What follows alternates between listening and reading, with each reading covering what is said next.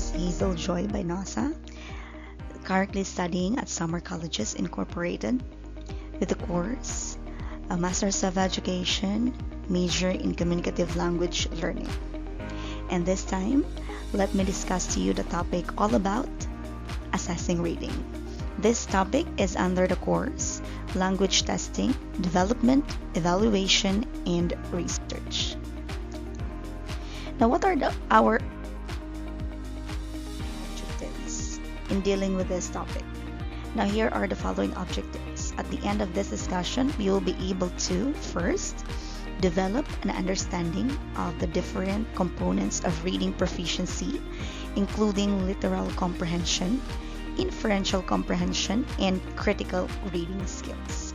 Second objective, we will be able to learn how to design effective reading assessments that align with specific learning outcomes and instructional goals. And last objective is we will be able to gain skills in analyzing and interpreting data derived from reading assessments to inform instructional decisions and intervention strategies. Now, even as we are bombarded with an unending supply of visual and auditory media, the written word continues in its function. Now, here are the following functions of written words. First, written words convey information. Written words amuse and entertain us. Written words codify our social, economic, and legal conventions. And lastly, written words fulfill a host of other functions. Now, in literate societies, most normal children learn to read by the age of 5 or 6, and some even learn to read at an earlier age. With the exception of a small number of people with learning disabilities, reading is a skill that is taken for granted. So in foreign language learning, reading is likewise a skill that teachers simply expect learners to acquire. Basically, beginning level textbooks in a foreign language presuppose a student's reading ability, if only because it's a book that is the medium. So most formal tests use the written word as a stimulus for test taker response. Even oral interviews may require reading performance for certain tasks. Therefore, reading, which is the most essential skill for success in all educational contexts, remain a skill of paramount importance as we create assessments of general language ability. Now the question is reading so natural and normal that learners should simply be exposed to written texts with no particular instruction? Will they just absorb the skills necessary to convert their perception of a handful of letters into meaningful chunks of information? Now, to answer the question, that is not necessary. So for learners of English, there are two primary hurdles which must be cleared in order to become efficient readers. First, learners of English need to be able to master fundamental bottom-up strategies. Secondly, as part of the top-down approach, as second language readers must develop appropriate content and formal schemata. Now let's first define, or let me give you a short description of bottom-up strategies and top-down approach.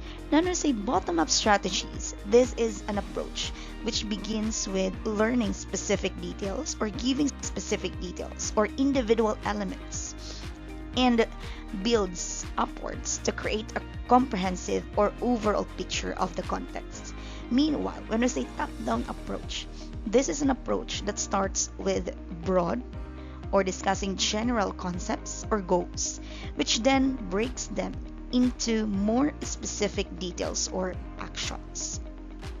Now, when we say schemata, now learners should develop appropriate content and formal schemata So nasa schemata, this is a background information and their cultural experience to help them carry out the interpretations effectively.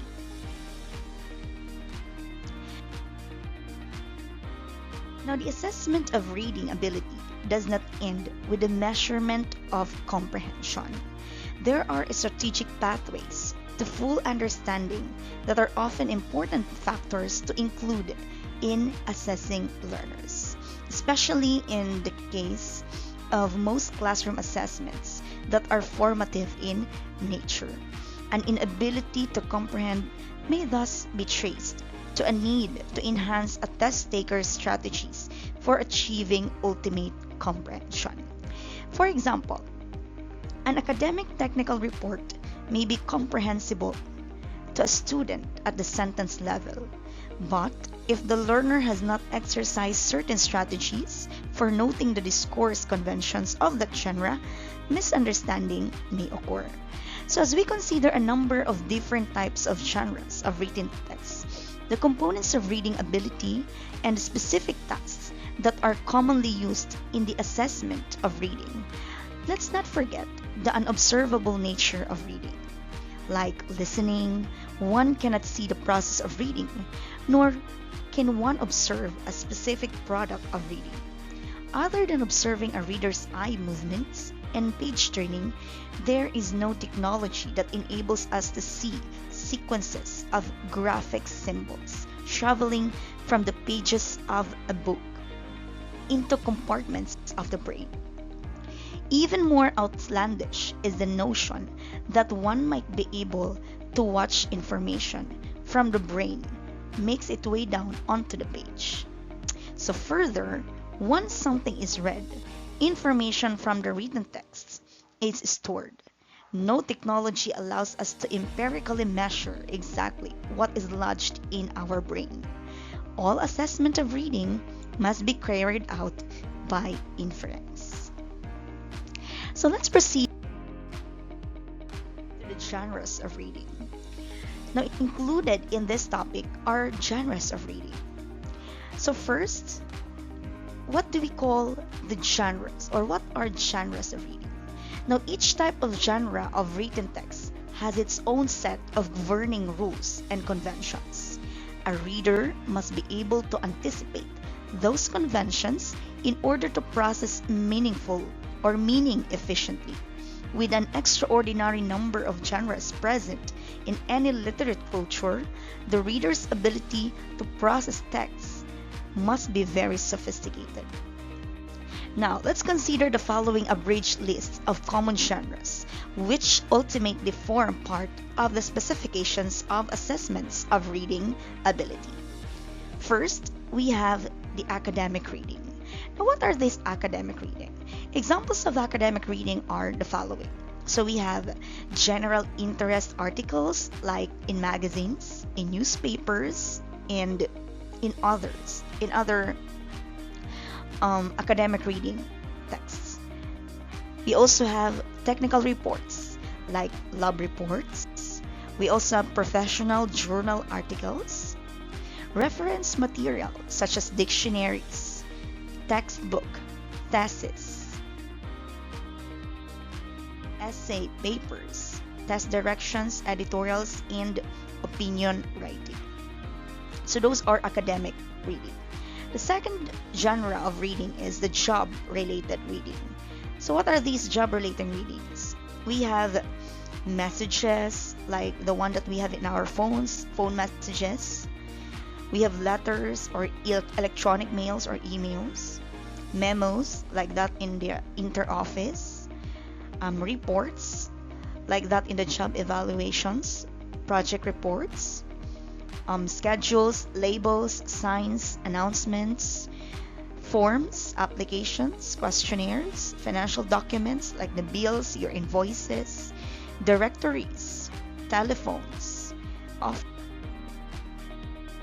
manuals, and directions. Those are job-related readings. Now, the third genre of reading is personal reading. Now, these are the examples of personal reading. We have the following, like that on newspapers, in magazines, letters, emails, greeting cards, invitations, messages, notes, lists. What else? Schedules, like that on a train, on a bus, plane schedules, recipes, menus, maps, calendars, advertisements, commercials or ads, want ads, novels, short stories, jokes, drama, poetry, financial documents like that on the checks, tax forms, loan applications, forms, questionnaires, medical reports, immigration documents, comic strips, and cartoons. So these are just for personal use of a reader. Now, when we realize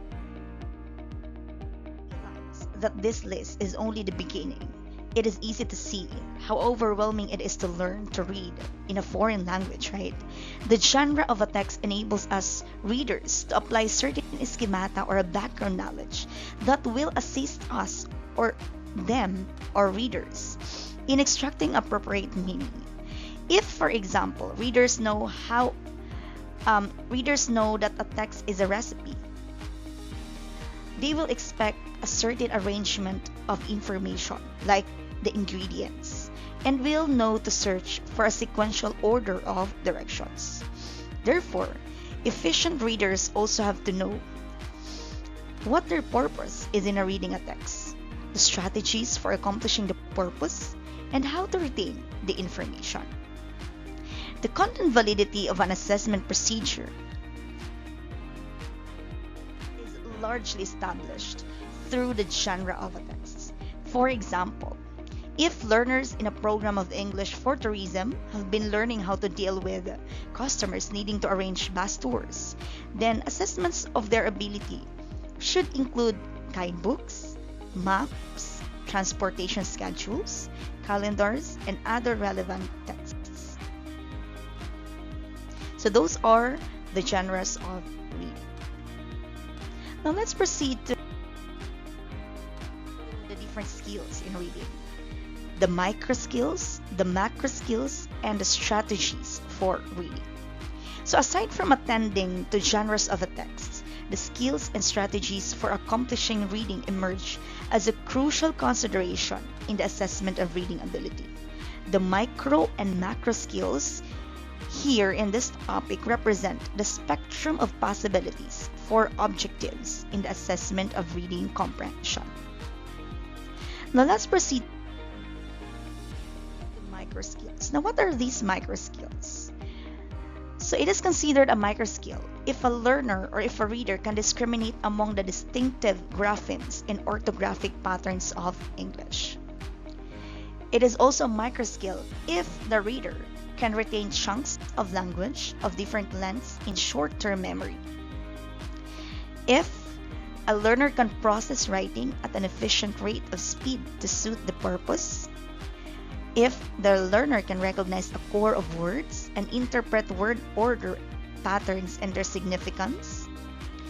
If the learner can recognize grammatical word classes such as nouns, verbs, etc., systems such as tense, agreements, pluralization, patterns, rules, and elliptical forms.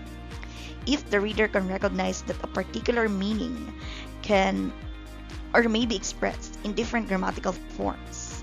And if the learner can recognize cohesive devices in written discourse, and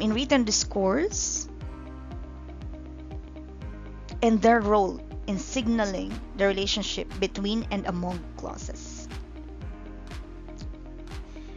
Now, what are these macro skills? Okay, macro skills. If the reader can recognize the rhetorical forms of written discourse and their significance for interpretation. If the reader can recognize the communicative functions of written texts according to form and purpose.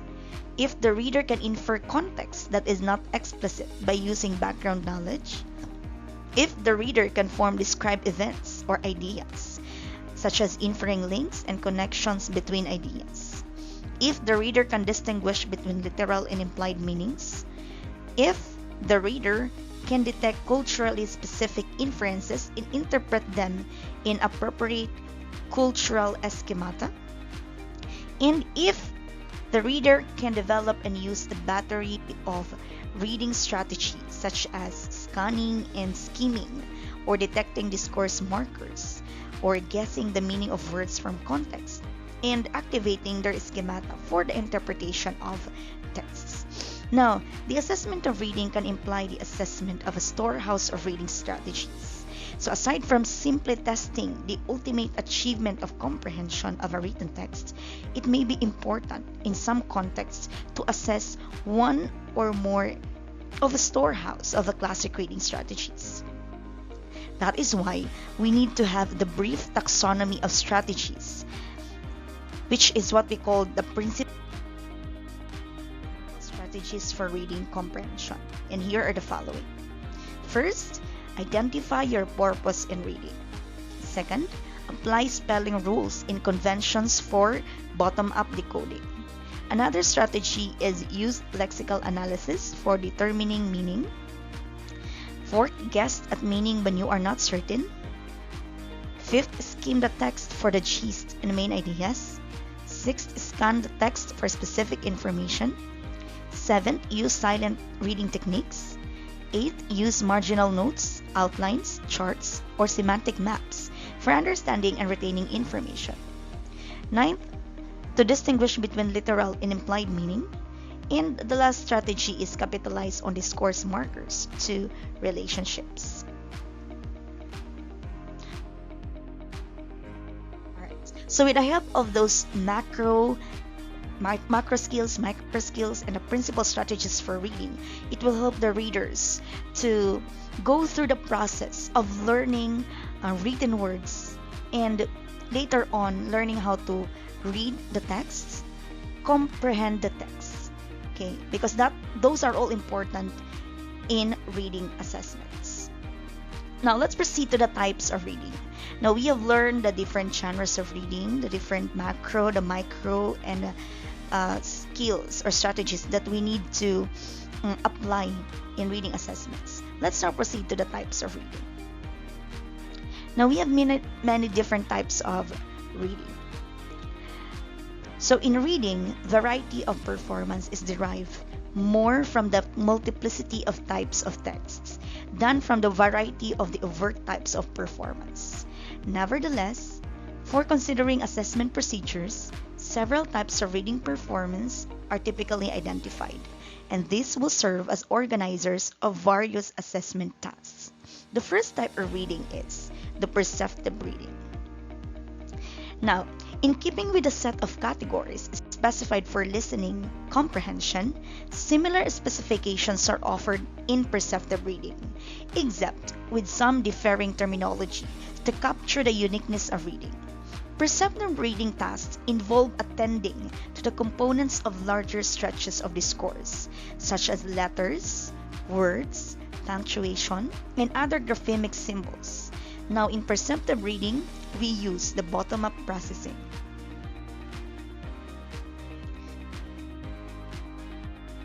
The next type of reading is selective reading. Now, this category is largely an artifact of assessment formats in order to ascertain one's reading recognition of lexical, grammatical, or discourse features of language within a very short stretch of language. Certain typical tasks are used, like it involves picture-cued tasks, matching, true or false assessment, multiple choice assessment, or etc. Stimuli include sentences, brief paragraphs, and simply charts and graphs. Now, in this type of reading, we use the top-down processing or the top-down approach.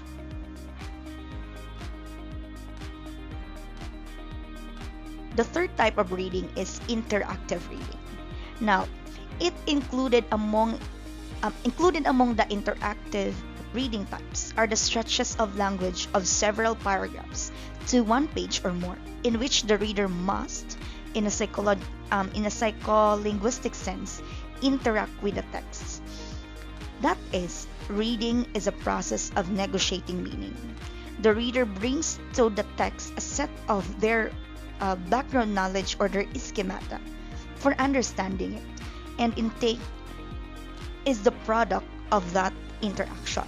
Now, typical genres that lend themselves to interactive reading are anecdotes, short narratives, and descriptions.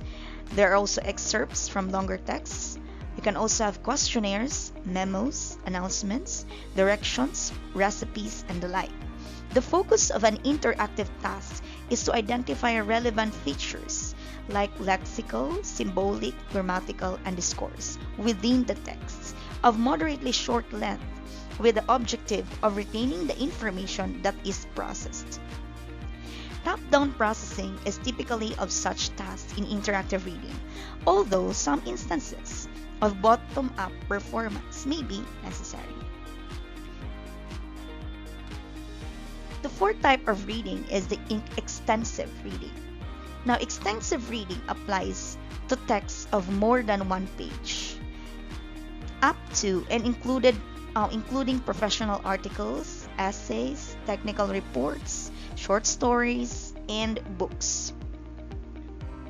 Now, it should be noted that reading research commonly refers to extensive reading as longer stretches of discourse, such as long articles and books that are usually read outside the classroom hour. Here, that definition of extensive reading is massaged a little in order to encompass any text longer than a page. Now, the purposes of assessment usually are to tap into a learner's global understanding of a text. As opposed to asking task takers to zoom in on small details, top-down processing is assumed for more extensive tasks. Now, to illustrate the four types of reading, I have here an illustration demonstrated here in figure 8.1, types of reading by length, by focus, and by process.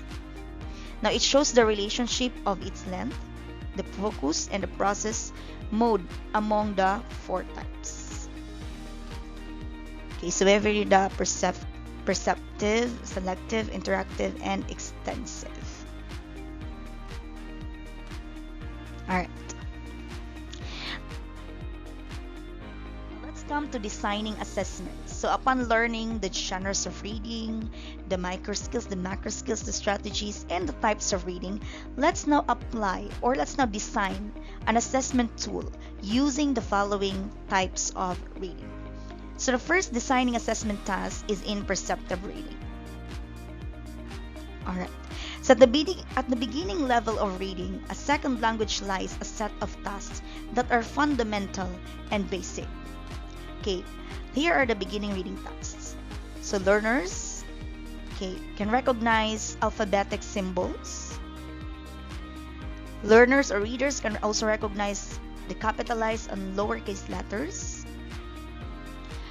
Readers can also know punctuation and words at the beginning reading tasks. And also, a reader can correspond grapheme and phoneme, or grapheme-phoneme correspondence. Now, such tasks of perception are often referred to as literary tasks. Now, it implies that the learner is in the early stages of becoming literate. Now, some learners are already literate in their own native language, but in other cases, the second language may be the first language that they have ever learned to read. These latter contexts possess cognitive and sometimes age-related issues that need to be considered carefully. Now, assessment of basic reading skills may be carried out in a number of different ways. First, we have reading aloud. Now, the test taker sees separate letters, words, and or short sentences and reads them aloud, one by one, in the presence, of course, of an administrator. Since the assessment is of reading comprehension, any recognizable oral approximation of the target response is considered correct in reading aloud. Next is the written response. Now, the same stimuli are presented in written response, and the test taker's task is to reproduce the probe in writing. Because of the transfer across different skills here, evaluation of the test taker's response must be carefully treated. If an error occurs, make sure you determine its source. What might be assumed to be a writing error, for example, may actually be a reading error, and vice versa. Okay, another we have is a multiple choice, the very famous multiple choice test. Now, multiple choice responses are not only a matter of choosing one of 4 or 5 possible answers. Other formats, some of which are especially useful at the low level of reading, include same or different, circle the answer, true or false, choose the letter, and matching.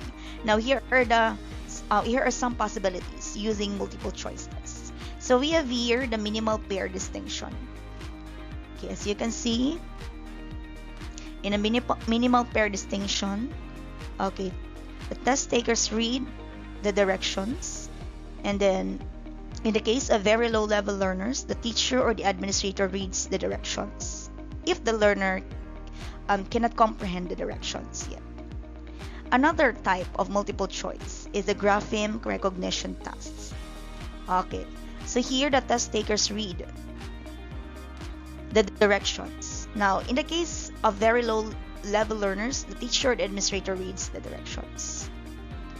Okay, so multiple choice tests is not only about choosing, okay, 4 or 5 possible answers. It can be like this one, what you see on the screen. Okay, next we have picture cued items for perceptive reading. Okay, test takers are shown a picture, okay, along with a written text, and are given one of a number of possible tasks to perform. Okay, so here an example picture cued word identification by Brown and Sani of 1994, page 124. Okay, so test takers here, okay, and then point to the word that you read. Okay, that is an example. Another, with the same picture, the test taker might read sentences and then point to the correct part of the picture, just like this. This is an example of picture cued sentence naman identification. So what test takers here, and then after that, test takers see the picture and read each sentence written on a separate card. Okay, another picture cued items example. Okay, now this is an example of a picture cued true or false sentence identification, where test takers read the sentences and then they will identify if the sentence is true or not. Okay, another is a picture cued matching word identification. So the test takers read the words and they will match the word. Alright. Okay, here's another example of a picture cued items. Okay, this one is a multiple choice picture cued word identification, where test takers read a word and test takers see the images and then choose the correct item.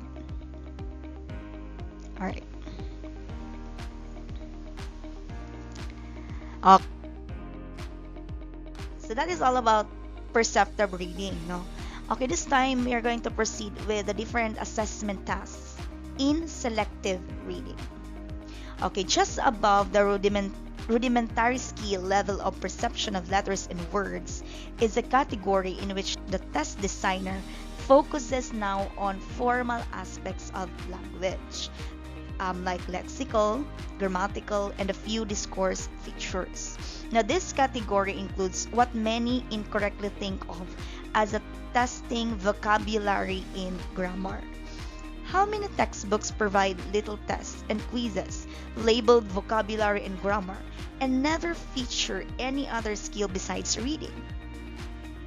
Lexical and grammatical aspects of language are simply the forms we use to perform all four of the skills of listening, speaking, reading, and writing. Now, here are some of the possible tasks that you use to assess lexical and grammatical aspects of reading ability. Okay, now if perceptive reading is all about um, knowing the words, the letters, this time selective reading is dealing with the vocabulary and the grammar. All right. So first we have multiple choice in a form of focused criteria or form focused criteria. Okay, so this is an example of multiple choice vocabulary grammar tasks. Okay, so by far, as we all know, it is the most popular method of testing a reading knowledge of vocabulary and grammar. Okay, mainly for reasons of practicality. It is easy to administer and can be scored quickly. The most straightforward multiple choice items may have little context but might serve as a vocabulary or grammar check, like this one.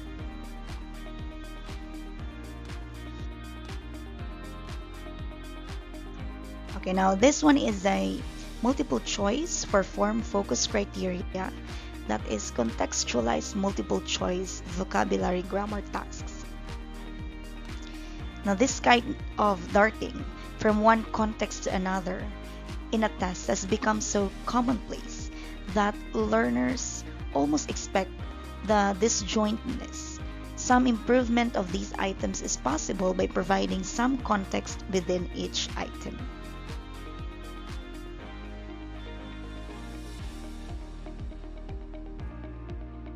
Okay, now this one is a multiple choice closed vocabulary grammar task. So it is a better contextualized format which offers the modified closed tests adjusted to fit the objectives being assessed. All right.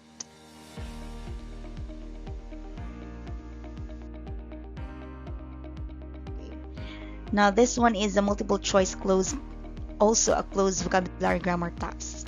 Now the context of the story here in this example may not specifically help the test taker to respond to the items more easily, but it allows the learner to attend to one set of related sentences for 8 items that assess vocabulary and grammar.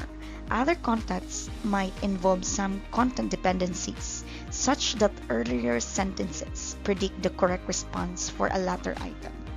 Thus, a pair of sentences in a short narrative might read as this.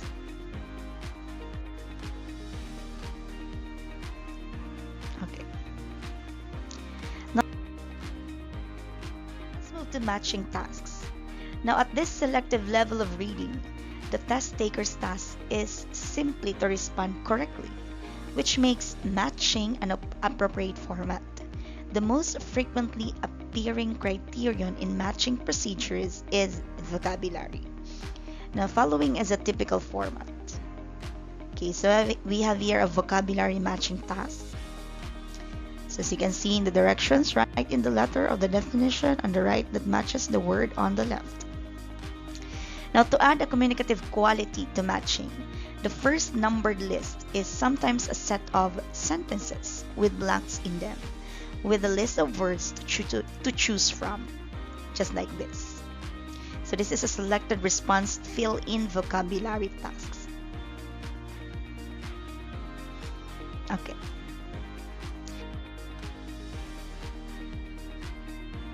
And so, matching tasks have the advantage of offering an alternative to traditional multiple choice or fill-in-the-blank formats, and are sometimes easier to construct than multiple choice items, as long as the test designer has chosen the matches carefully.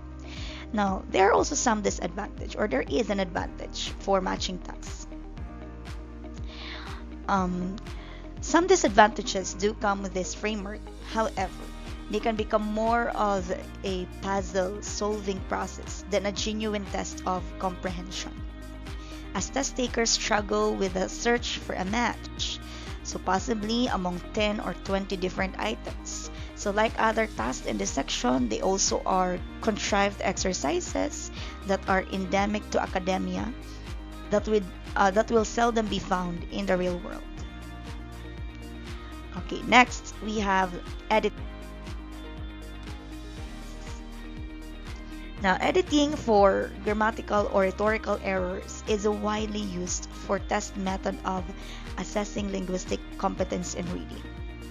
So, the TOEFL or TOEFL and many other tests employ this technique with the argument that it not only focuses on grammar but also introduces a simulation of the authentic task of editing or discerning errors in written passages. Its authenticity may be supported if you consider proofreading as a real-world skill that is being tested. Now let me show you an example of typical set of editing. So this is a multiple choice grammar editing task by Phillips of 2001, page 219. So here in the example, with their desperate subject matter content are not as authentic as asking test takers to edit a whole essay. So of course, if learners have never practiced error detection tasks, the task itself is of some difficulty. Nevertheless, error detection has been shown to positively correlated with both listening comprehension and reading comprehension. Okay, so despite some authenticity quibbles, this task maintains a construct validity that justifies its use. Okay. Next is selective reading picture cued tasks. Now, in the previous slides, if you can still remember, we looked at picture cued tasks for perceptive recognition of symbols and words. Now, pictures and photographs may be equally well utilized for examining ability at the selective level. So there are several types of picture cued symbols. So this one is an example. So here, test takers read a sentence or passage and choose one of 4 pictures that is being described. So the sentence or sentences at this level is more complex, and this one is a computer-based example. Okay. Another, we have here a diagram labeling tasks. Now, test takers here read a series of sentences or definitions, and each describing a labeled part of a picture or diagram.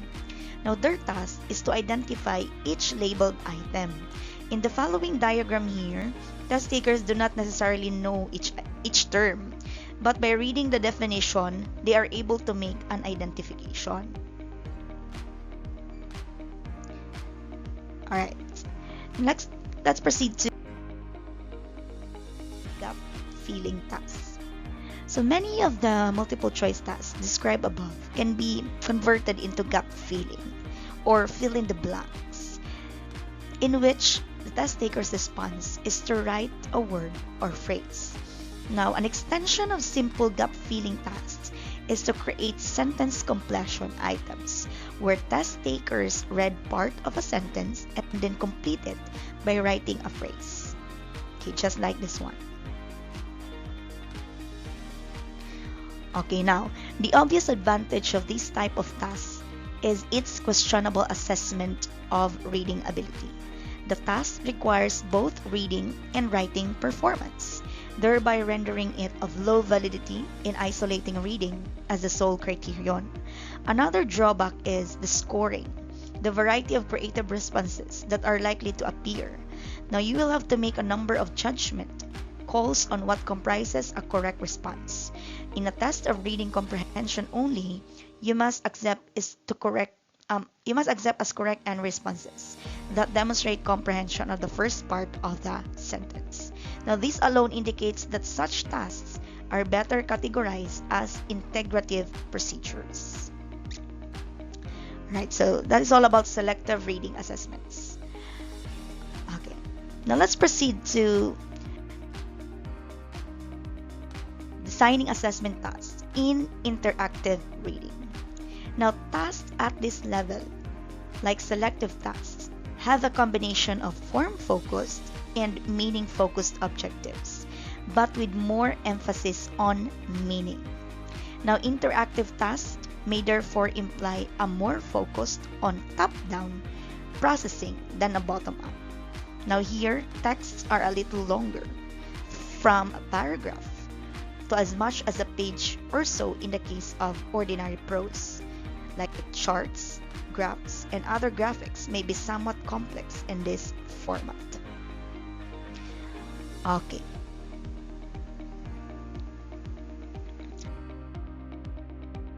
Now let's have an assessment which is closed tasks. Now, one of the most popular types of reading assessment tasks is the closed procedure. Now, the word close was coined by educational psychologists to capture the Gestalt psychological concept of closure. Now, this is the ability to fill in gaps in an incomplete image, like that in a visual, auditory, or cognitive, and supply from background schemata omitted details. Now, in a written language, a sentence with a word left out should have enough context that a reader can close that gap with a calculated guess using linguistic expectancies or their formal schemata, their background experiences or their content schemata, and some strategic competence. Now, based on this assumption, closed tests were developed for native language readers and defended as an appropriate gauge of reading ability. Now, some research of Ollier of 1973, 1976, and 1979 on second language acquisition vigorously defends closed testing as an integrative measure not only of reading ability but also of other language abilities. It was argued that the ability to make coherent guesses in closed gaps also taps into the ability to listen, to speak, and write. With the decline of zeal for the search for the ideal integrative test in recent years, closed testing has returned to a more appropriate status as one of a number of assessment procedures available for testing reading ability. Now, closed tests are usually a minimum of 2 paragraphs in length in order to account for the score's expectancies. They can be constructed relatively easily as long as the specifications for choosing, deletions, and for scoring are clearly defined. Typically, every 7th word plus or minus 2 is deleted, known as fixed ratio deletion. But many closed test designers use instead a rational deletion procedure of choosing deletions according to the grammatical discourse functions of the words. Now, rational deletion also allows the designer to avoid deleting words that would be difficult to predict from the context.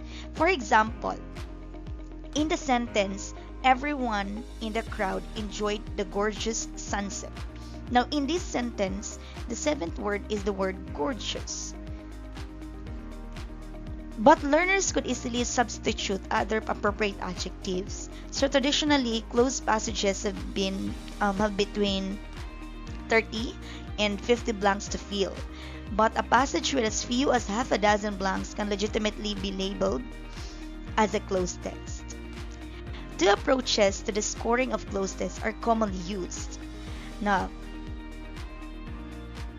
we have the exact word method, which gives credit to test takers only if they insert the exact word that was originally deleted. Now, the second method is appropriate word scoring. It credits the test taker for supplying any word that is grammatically correct and that makes sense in the context. So, in the sentence here, which is about the gorgeous sunset, the test takers would get credit for supplying words like beautiful, amazing, and spectacular. So the choice between the 2 methods of scoring is one of the practicality or the reliability versus face validity. So in the exact word approach, scoring can be done quickly, especially if the procedure uses multiple choice technique and reliably. The second approach takes more time because the teacher must determine whether each response is indeed appropriate. But students will perceive that the test as being fairer, they won't get marked off for appropriate grammatically correct responses. Now, the following excerpts from a longer essay illustrate the difference between rational in fixed ratio deletion and between exact word and appropriate word deletion. So we have here an example of closed tasks. This is a closed procedure fixed ratio deletion where for every seventh word.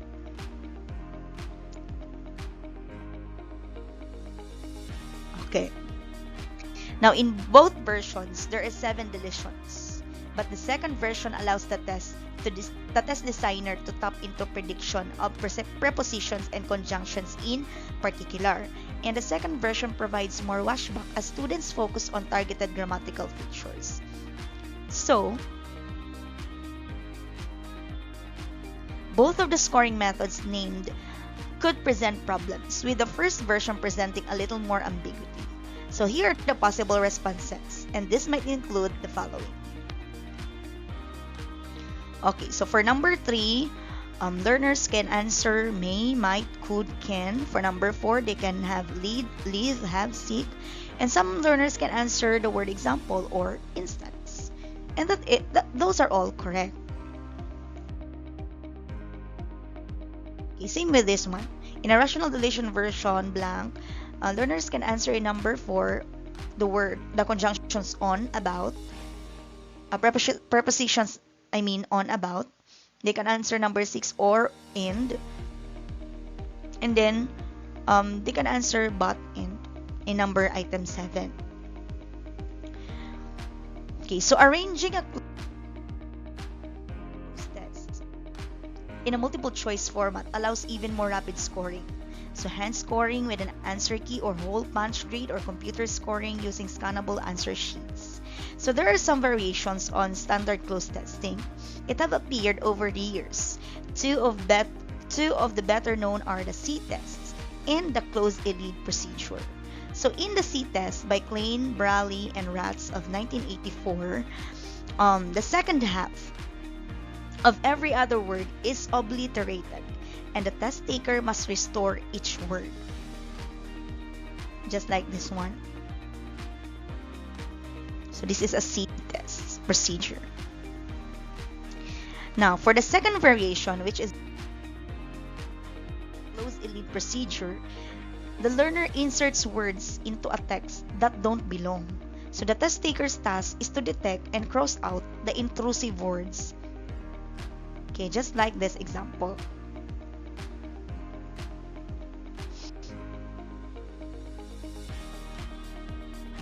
Okay, now we have the disadvantages of closed elite procedure.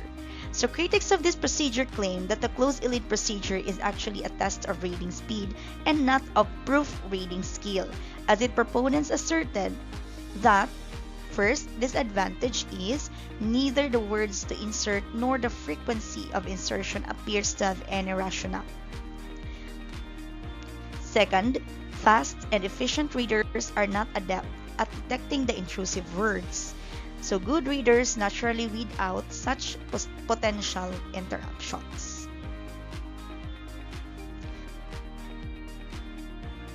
Okay, next assessment is impromptu reading plus comprehension questions.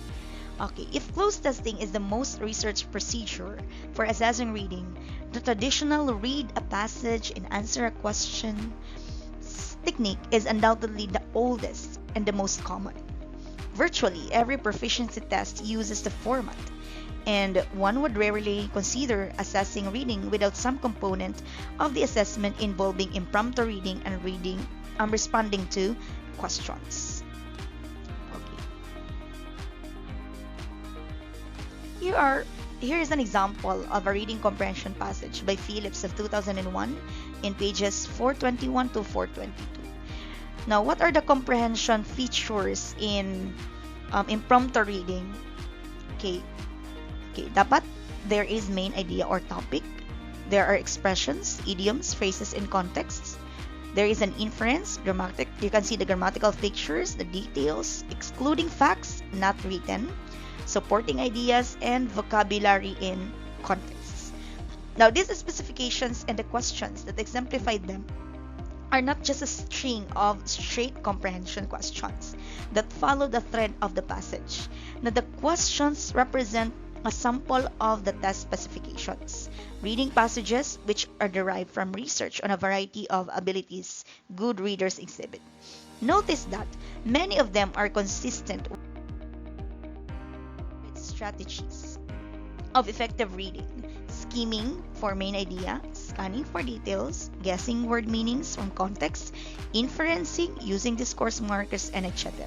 So to construct your own assessment that involves short reading passages followed by questions, you can begin with TOEFL-like specs as a basis.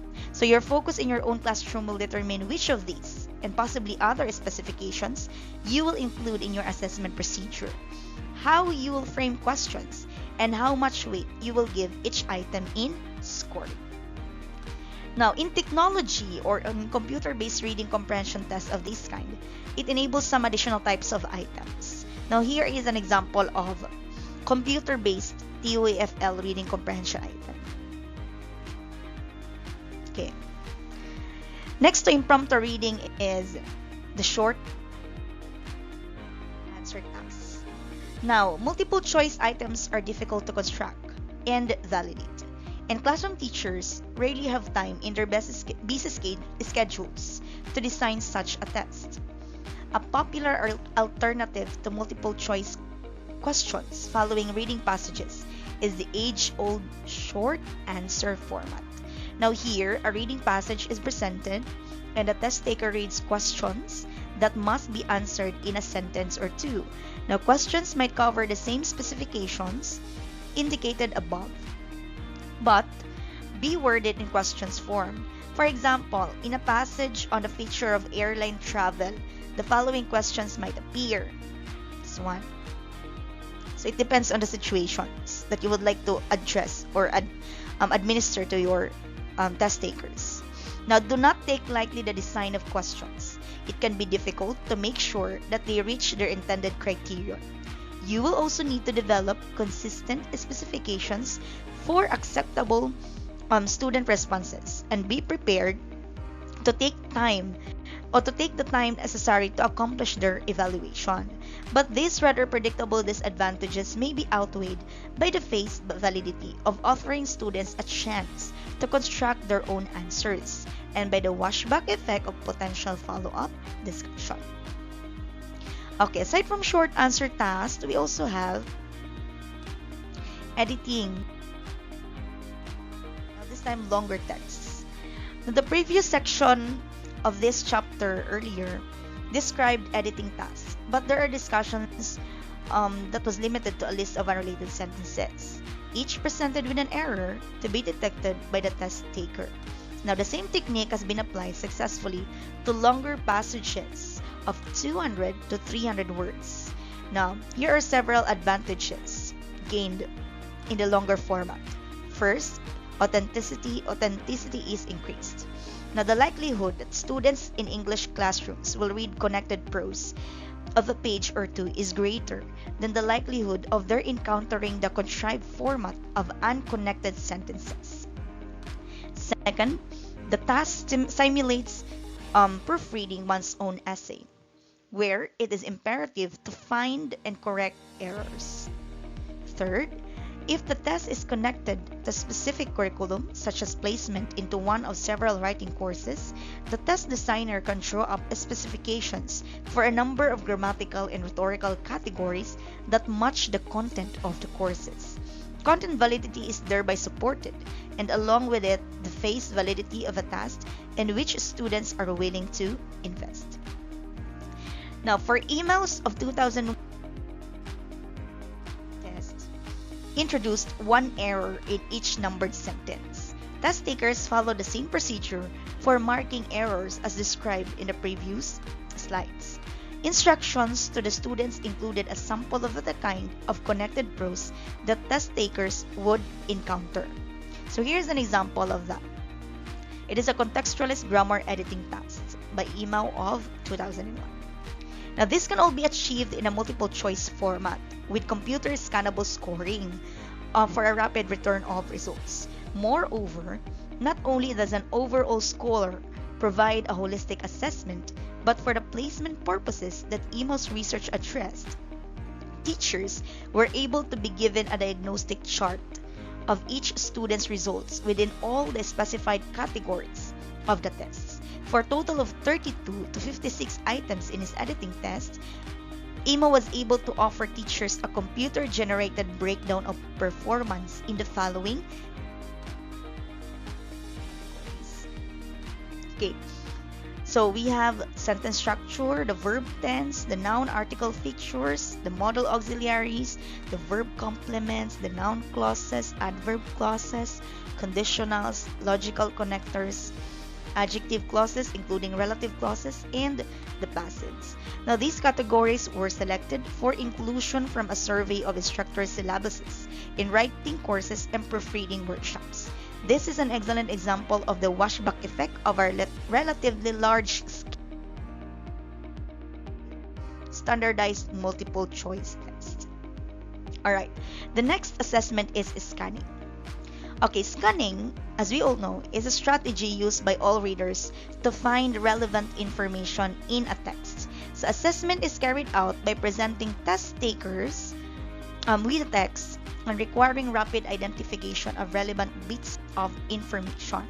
Now, possible stimuli include a one-on-one page news article, an essay, a chapter in a textbook, a technical report, a table or chart depicting some research findings, a menu, or an application form. Now, among the variety of scanning objectives for each of the genres named, the test taker must locate the following. A test taker must locate a date, a name, or place in an article using scanning, the setting for a narrative or a story, the principal divisions of a chapter, the principal research finding in a technical report, a result reported in a specified cell in a table, the cost of an item on a menu, and the specified data needed to fill out an application. Scoring of such scanning tasks is amenable to specificity if the initial directions are specific. Since one of the purposes of scanning is to quickly identify important elements, timing may also be calculated into a scoring procedure. Next, the ordering tasks.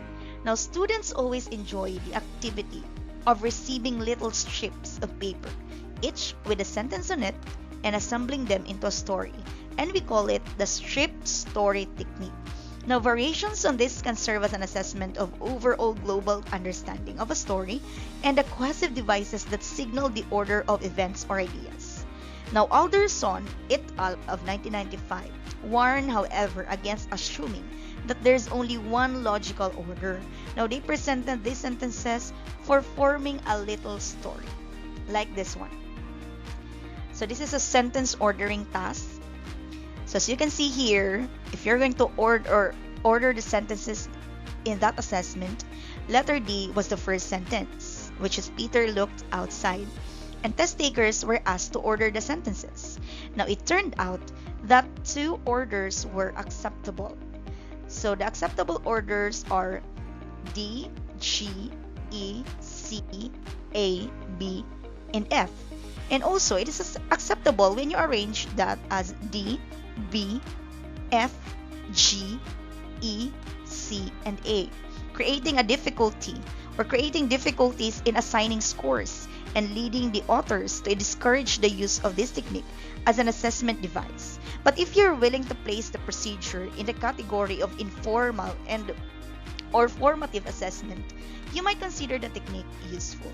Just like when you do this in your activity, after discussing the lesson, it can also be useful.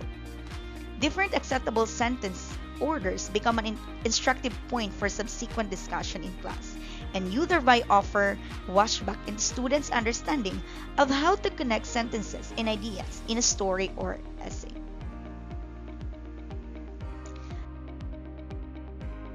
Okay, next one we have information transfer, like using reading charts, maps, graphs, and diagrams.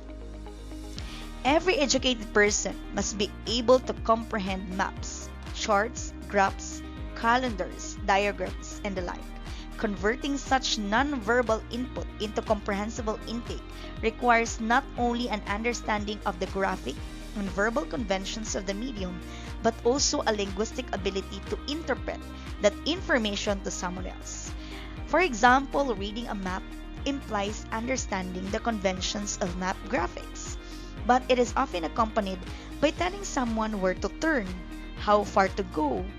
Now, examining a menu requires an ability to understand the structure of most menus, as well as the capacity to give an order when the time comes. Interpreting the numbers on a stock market report involves the interaction of understanding the numbers and of conveying that understanding to others. Now, to comprehend information in this medium, learners must be able to first comprehend information in this medium, or comprehend specific conventions of the various types of graphics. Learners must be able to comprehend also labels, headings, numbers, and symbols.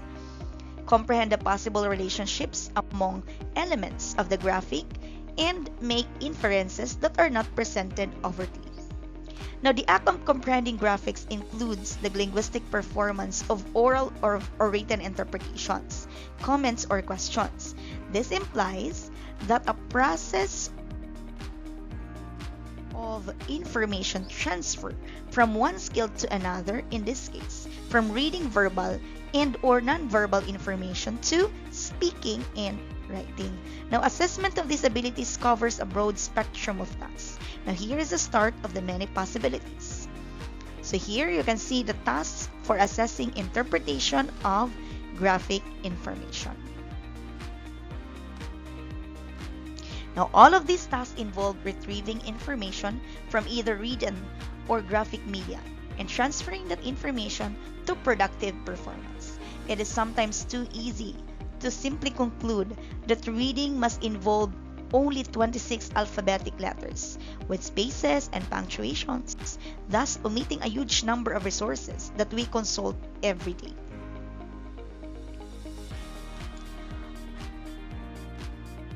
Right. Now, the last one is designing assessment tasks in extensive reading. Now, extensive reading involves somewhat longer texts that we have been dealing with up to this point. Examples are journal articles, technical reports, longer essays, short stories, and books fall into this category. Now, the reason for placing such reading into a separate category is that reading of this type of discourse almost always involves a focus on meaning using mostly top-down processing, with only occasional use of a targeted bottom-up strategy.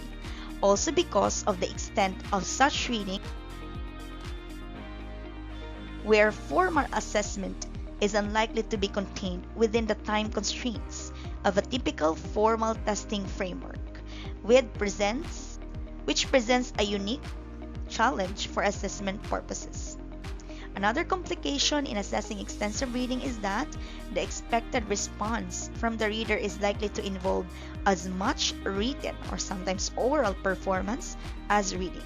For example, in asking test takers to respond to an article or story, one could argue that a greater emphasis is placed on writing than on reading. So this is no reason to sweep extensive reading assessment under the rug. Teachers should not shrink from the assessment of this highly sophisticated skill. So before examining a few tasks that have proved to be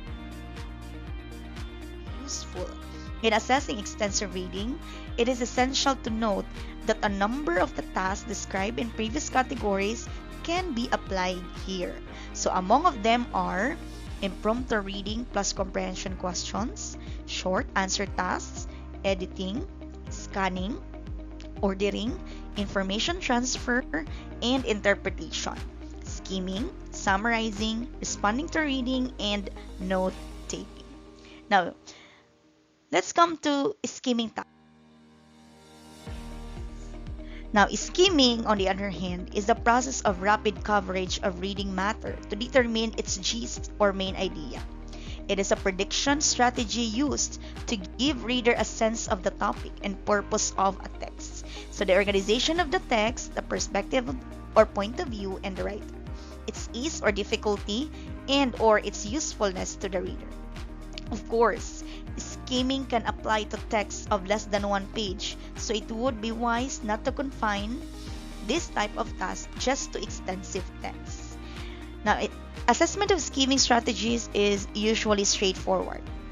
The test taker skims a text and answers questions such as the following. So here's an example skimming task. Now, responses are oral or written depending on the context. So most assessments in the domain of skimming are informal and formative. They are the grist for an imminent discussion, a more careful reading to follow, or an in-class discussion, and therefore their washback potential is good insofar as the subject matter and tasks are useful to students' goals. Authenticity is preserved. Scoring is less of an issue than providing appropriate feedback to students on their strategies of prediction. Now let's come to summarizing and responding. Now, one of the most common means of assessing extensive reading is to ask the test taker to write a summary of the text.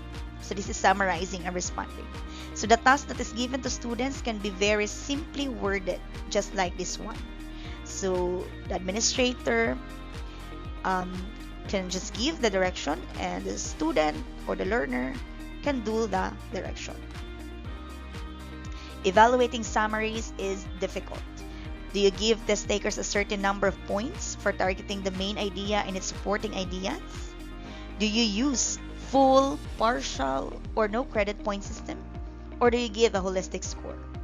So use 4 criteria for the evaluation of a summary. So here is the criteria for assessing a summary according to EMA of 2001, page 184. So as you can readily see, a strict adherence to the criterion of assessing reading, and reading only implies consideration of only the first factor. Now the other 3 pertain to writing performance. The first criterion is nevertheless a crucial factor. Otherwise, the reader-writer could pass all 3 of the other criteria, which virtually no understanding of the text itself. So evaluation of the reading comprehension criterion will of necessity remain somewhat subjective because the teacher will need to determine degrees of fulfillment of the objective. So of further interest in assessing extensive reading is the technique of asking a student to respond to text. Now the 2 tasks should not be confused with each other. So when we say summarizing, it requires a synopsis or overview of the text. While when I say responding, it is asking the reader to provide his or her own opinion on the text as a whole or on some statement or issue within it. So responding may be prompted by such directions as this one. So here's the direction for responding to reading. Now, one criterion for a good response here is the extent to which the test taker accurately reflects the content of the article and some of the arguments therein. Scoring is also difficult, but because of the subjectivity of determining an accurate reflection of the article itself. For the reading component of these tasks, as well as the summary task described above, a holistic scoring may be feasible. So here is the holistic scoring scale for summarizing and responding to reading. Now, the teacher or test administrator must still determine shades of gray between the point categories, but the descriptions help to bridge the gap between an empirically determined evaluation and wild, impressionistic guesses. Okay. Let's proceed to the last one, note-taking and outlining. Okay, finally, a reader's comprehension of extensive text may be assessed through an evaluation of a process of note-taking and or outlining. Because of the difficulty of controlling the conditions and time frame for both these techniques, they rest firmly in the category of informal assessment. Now, their utility is in the strategic training that learners gain in retaining information through marginal notes. that highlight key information and organizational outlines that puts supporting ideas into a visually manageable framework. Now here, a teacher perhaps in a one-on-one conferences with students can use student notes or their outlines as indicators of the presence or absence of effective reading strategies and thereby point the learners in positive directions. Alright, so to my discussion, Lyle Bachman observed, reading through which we can access worlds of ideas and feelings, as well as the knowledge of the ages and visions of the future, is at once the most extensively researched and the most enigmatic of the so-called language skills. It is the most mysterious psycholinguistic guessing game, according to Goodman of 1970, of reading that possess the enigma.